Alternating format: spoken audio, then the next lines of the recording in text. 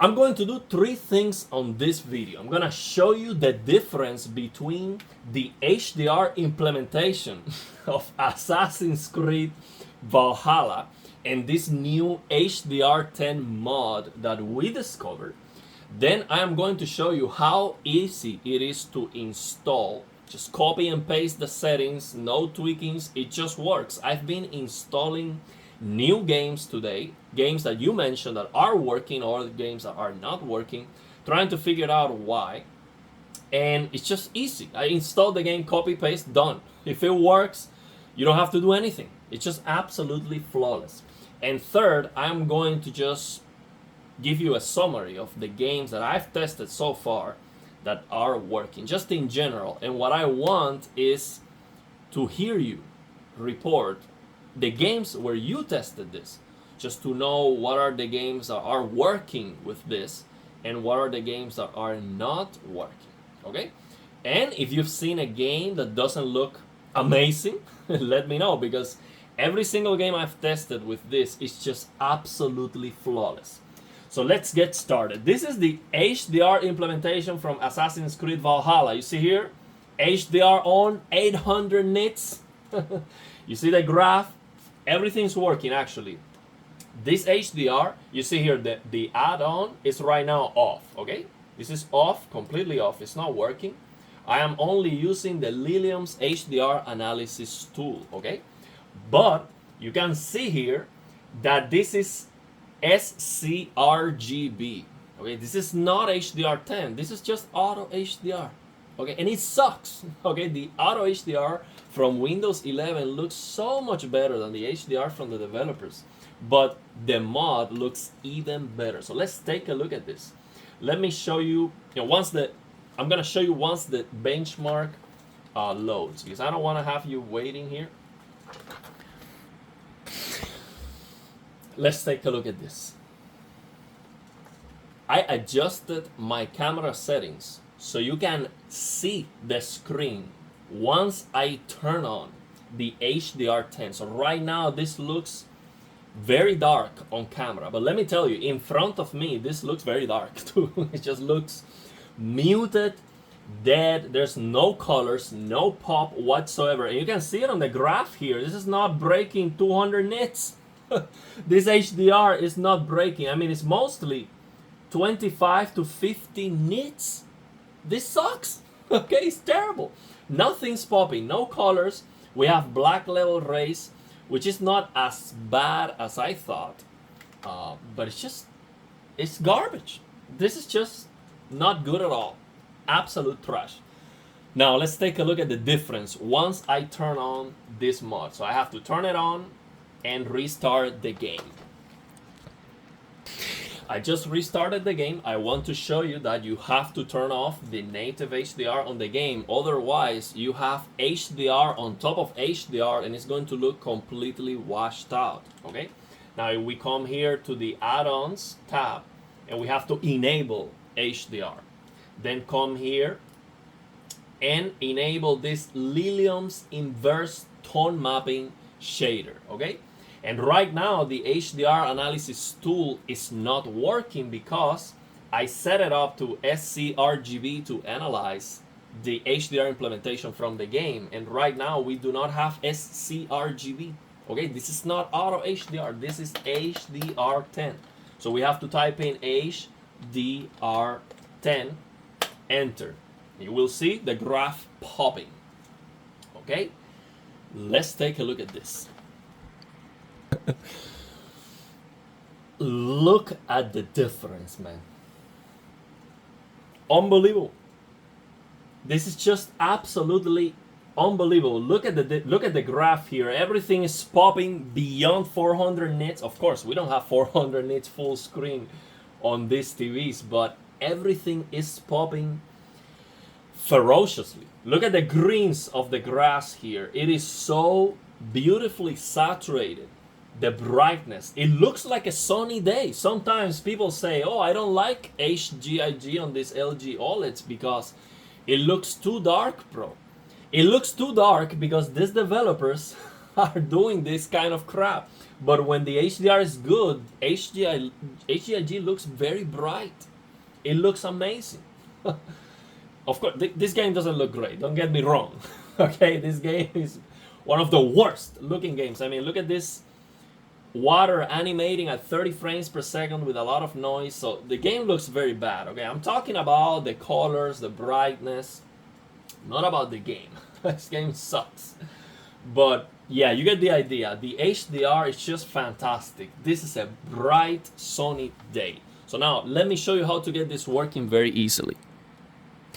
Okay, I'm going to show you how I easily install this mod when I install a new game. It's just copy and paste. This is what I do. I come here to where I have my Reshade executable. So I open Reshade, run, and then I browse for the game. So right now I am going to test Rise of the Tomb Raider. Okay, so I double click Rise of the Tomb Raider, next, select direct 10, 11, next, next, uncheck all, we don't need anything, next, finish, done. And then these two folders that I have here, shaders and textures, these are the Lilium shaders. So you have to download the Lilium shaders. So I just copy these folders and I come here to the game installation folder, and you see here this shaders folder. I copy that, I paste that here. You see, it was pasted, and then I search for the reshade.ini file, double click, and what I have to do here is I have to add the add-on path, okay?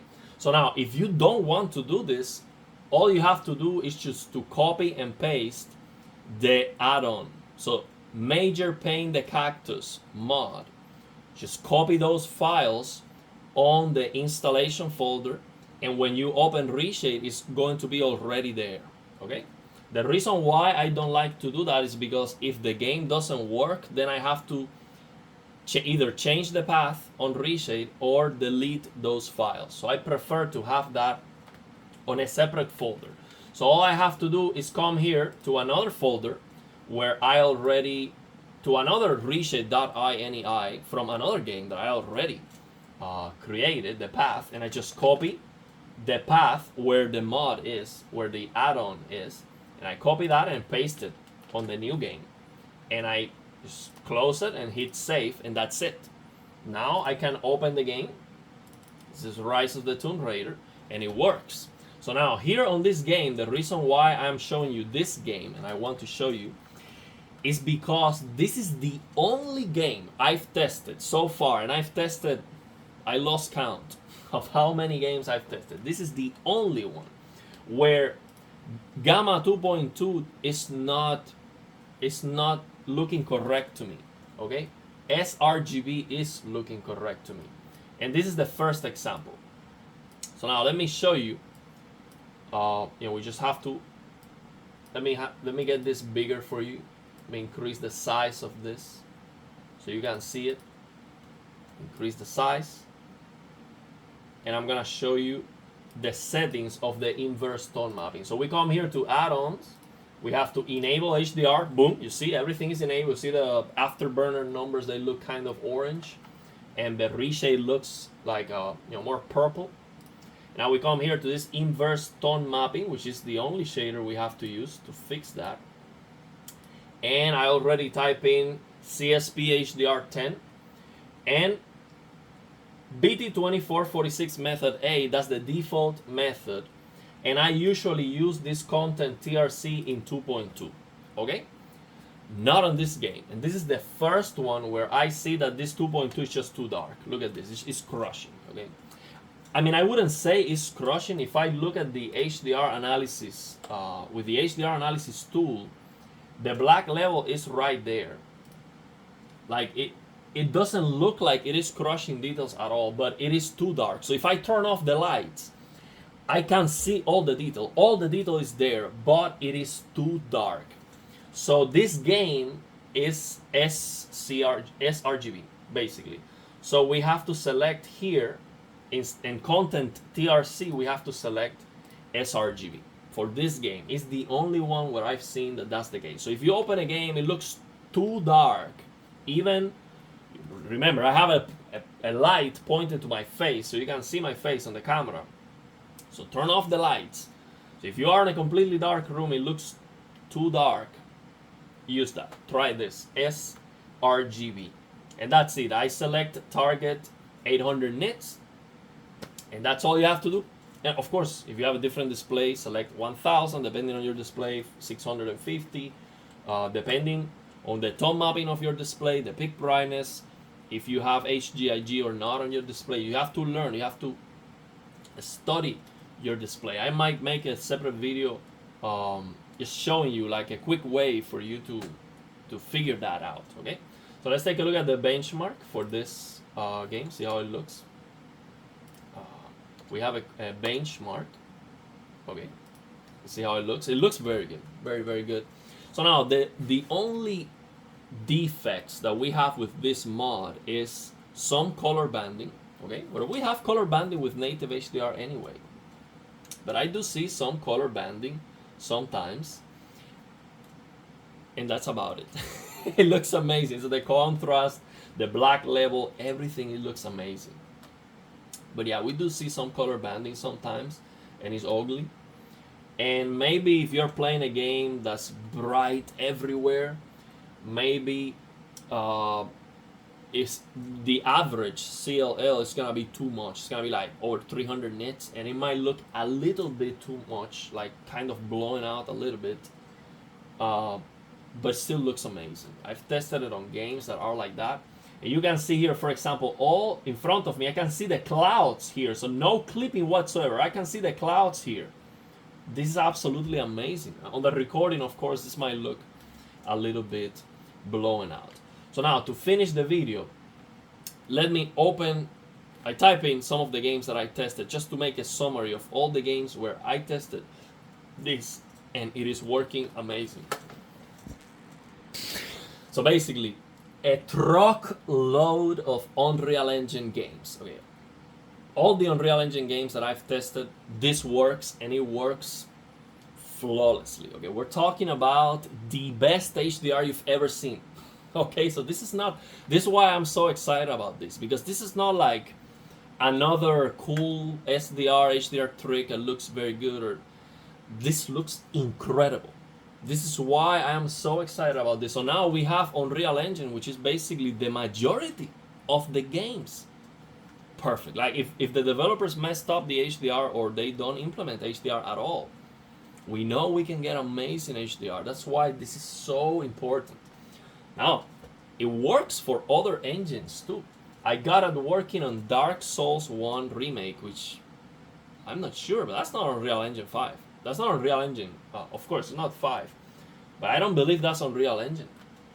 And it works also on Dark Souls 3, which is not Unreal Engine. That's the From Software engine. So now, oddly enough, it doesn't work on Dark Souls 2. And Dark Souls 2 is the same engine, I believe, but these studios, even when they have the same engine, they update the engine. So for very old games, this is not gonna work because this is calling for HDR10 from the engine. It's like a swap chain call, something like that. So if the engine doesn't respond that call, it just doesn't work. So Dark Souls 2 is just too old. It doesn't have a way to force that HDR10. But I have it working on Metro Last Light. Actually, let me show you that game. You see, it works. This is Metro Last Light, and it looks incredible. The graph is just beautiful. Like, it doesn't look like you're missing like bits or like it's 8 bits or something like that. It looks like the most beautiful graph you've ever seen. Let me show you.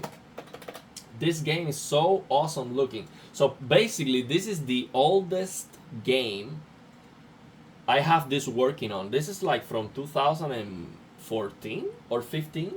I'm not sure. I would need to look it up. This is a very, very old game, and it looks absolutely incredible with this. You see? Let me increase the size. Increase the size of this to show you. It looks so good, man. So I guess if this one is working. Metro Exodus, the enhanced edition, should work with this. And Metro Exodus has a horrible HDR. You have to type in a command that is called Deep Blacks or something like that on the Steam launcher.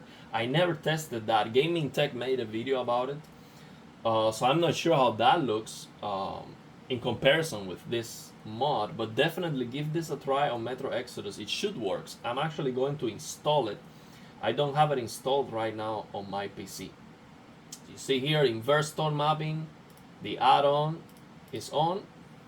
Let's take a look at the game. Look at the graph, man. It's just perfection. This graph right here is perfection. It just looks absolutely flawless. Absolutely flawless. And of course, on the recording, you get some clipping. I can see the details here on the lamp. The contrast of the image is absolutely perfect. Like, incredible looking. This is just incredible looking. Anti-aliasing off, by the way. That might be why this graph looks so beautiful. I have anti-aliasing off completely.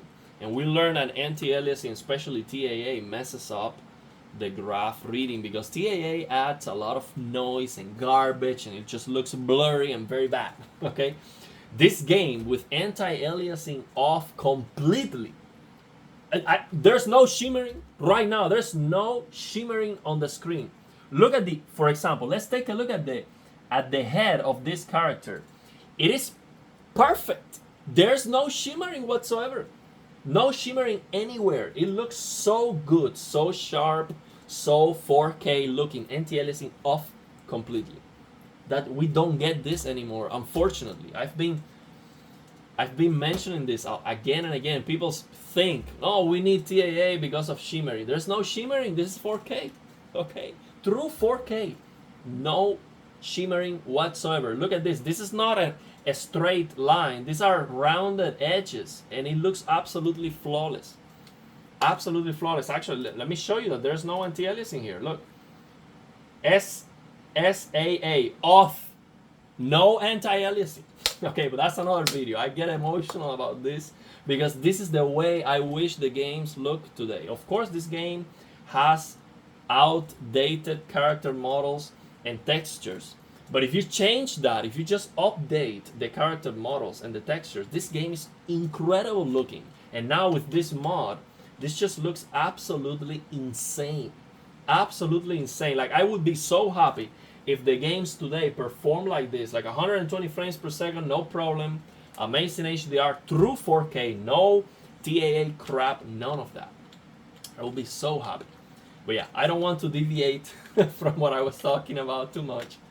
So to summarize, yeah, Metro works. Metro, Exodus might work too. You saw Assassin's Creed, Nioh 2. So now Nioh 2 worked. It was definitely the worst. Look, and I had another game open, so that Metro was working 120 FPS with another game open.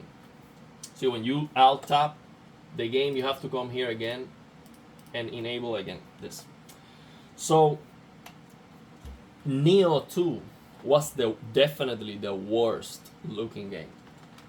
A lot of color banding, terrible color banding, and the graph, when you look at the graph, it was looking very bad. Not like this. This looks so beautiful, no noise. This just looks so clean and beautiful. That's why the game looks so good. It's just perfection. But Nioh 2 was just looking like a lot of bands of colors and stuff. But we don't need it for Nioh 2. Nioh 2 has native HDR. It has the black level raise. All you have to do is use this Lilium's black floor fixed shader, and you come here and you enable SDR black floor emulation. That's it. It doesn't work right now because I would need to type in CSP _ HDR10. So you do that, now it works. And then this is what I'm talking about. You come here and you enable SDR black floor emulation. That's not necessary for this. And actually, if you use it, look at this. If you use this right now, there's no difference. Why? Because the black floor is absolutely perfect with this mod. No difference, look. I am enabling it. Look at the graph. You don't see any difference. There are some difference that you see here because the gamma is changing. But the black floor is not being lowered. Okay? on this case because it's just flawless. So yeah, Nioh 2 doesn't need that, so I'm going to test it on Nioh 1 because Nioh 1 doesn't have native HDR, but Nioh 1 is capped to 60 FPS and there's no way to break that cap. There's no mod, as far as I am concerned. There are no mods to get 120 FPS on Nioh 1, which is unfortunate because it's a very good game that I like, and I like how it looks too. In my opinion, it even looks better than Nioh 2, which has a lot of popping, a lot of shadow. It's just a mess. Nioh 2 just looks so bad. Nioh 1 looks better, but just capped to 60 FPS, so I'm not gonna use native HDR. I'm going to use black frame insertion anyway, but you know what's coming. I'm going to fine tune this for OLED Motion Pro. So yeah, that's the video. Let me know your thoughts and opinions, especially I want you to share the games where you got this working, okay? And the games where this didn't work. Just trying to figure out why it doesn't work sometimes and maybe a solution. You know, ideally, the creator of this mod, you know, MajorPainTheCactus, watches this video and he actually sees how good is the mod that he created, and he actually does something. He updates that mod to make it work for more games, or he is able to fix the issues why it doesn't work sometimes. The thing is, I believe when this modder created the mod, it was not very useful because we didn't have these Lilium shaders. So if you activate this mod without the Lilium shaders, it's just a mess. So maybe he created this as something cool for a future, but you see, if you don't use this inverse tone mapping, look at this. This is a mess. Okay? It's completely crushed. 10,000 nits, wild colors. It is a mess. It's crushed, completely crushed. Or too dark. It's not really crushing too much. It's just too dark. It's messed up.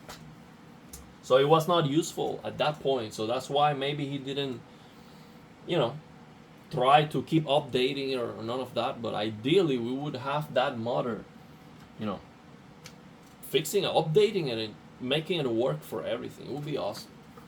So yeah, let me know your thoughts and opinions, and if you have any questions.